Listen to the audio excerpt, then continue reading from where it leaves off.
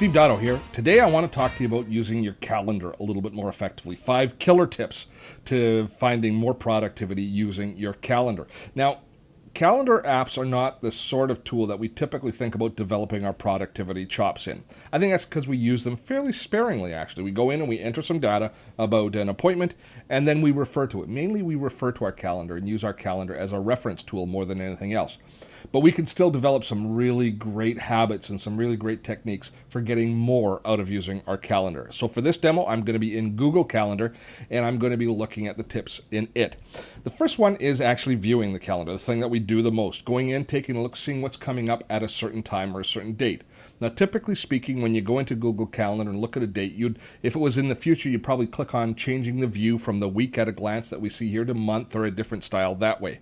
Watch what you can do here is you can just choose the from the quick pick menu here. This is this shows us the entire month.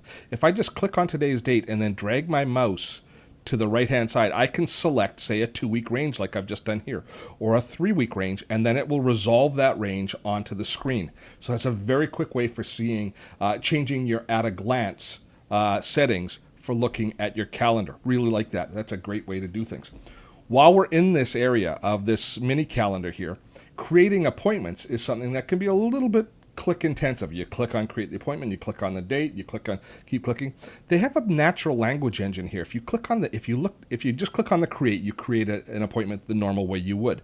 But just to the right hand side, if you click on quick add, that brings up a dialog box that looks for natural language. So if I just type in Wednesday, 2 p.m., Dan Zimmer, lunch, and then watch where it puts it. It puts this in Wednesday at 1400. So if I look here in my calendar, that's today here, there's the appointment with Dan Zimmer, Wednesday, 2 p.m.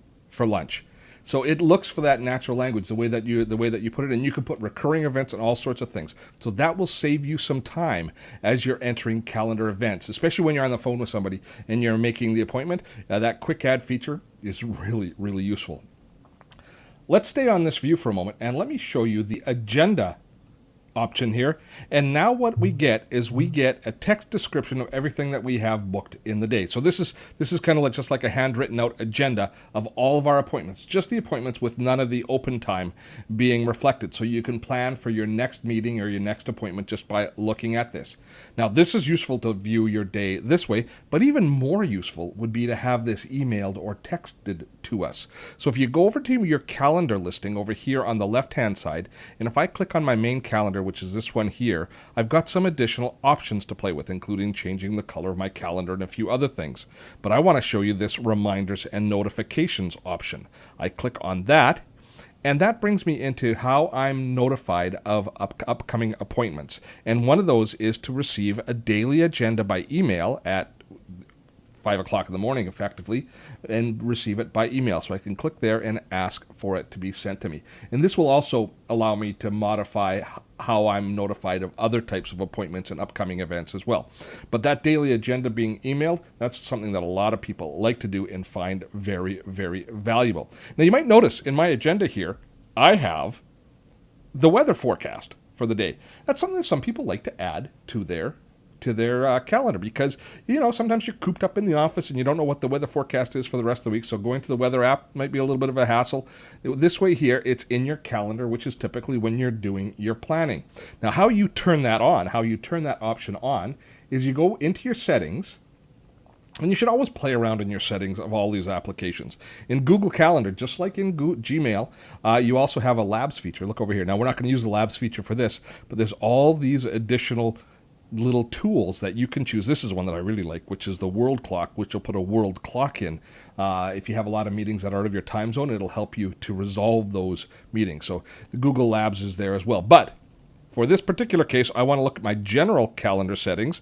And if we scroll down just a wee bit in it, we find location. If you put your location in and then ask it to show the weather at your location based on Celsius or Fahrenheit, you will then have that little display that I have in my calendar, which shows me the upcoming weather for the day before. And it also kind of keeps a record of what the weather was like in the past, which is kind of useful as well. If you're saying, wasn't it rainy that day? You can look back and see if it was actually rainy that day. pretty useful feature. While we're talking about these calendars over here, there is one other tip that I wanted to show you, which is adding kind of group or fun calendars to your calendar. One of the beauties of using a shared calendar or an internet-based calendar like Google Calendar is we can have multiple different calendars. So we've got them for our family, for booking our cabin, and for the theater that I work with, and my daughter's schedule, and I've got all sorts of calendars that I can turn on or off depending if I want to see them or not. And those are other people's calendars that I subscribe to just so I can see what's happening. So it works great from a team mentality or a team perspective. But this is something that's always worth having a boo at. Take a look here and browse interesting calendars. Do this. Why would you want to do this? Well, you've got all sorts of holidays, so you can plug in the holidays, so you automatically have all of your holidays in it. If you're interested in what French holidays are, you can add the French holidays. I'm personally not that interested in what holidays are in France. Instead, I'm interested in my local team's schedule, so I can kind of plan my weeks and months around the Vancouver Canucks. So I go to hockey. I hope I haven't offended anybody by being a Canuck fan, but I was born here. It's not my fault.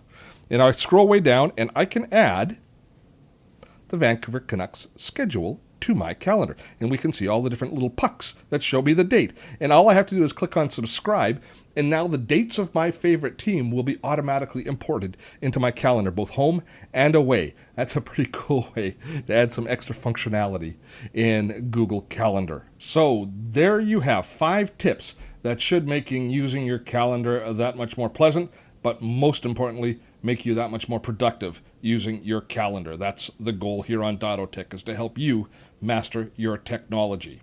I'm Steve Dotto. Thanks for spending time with me today.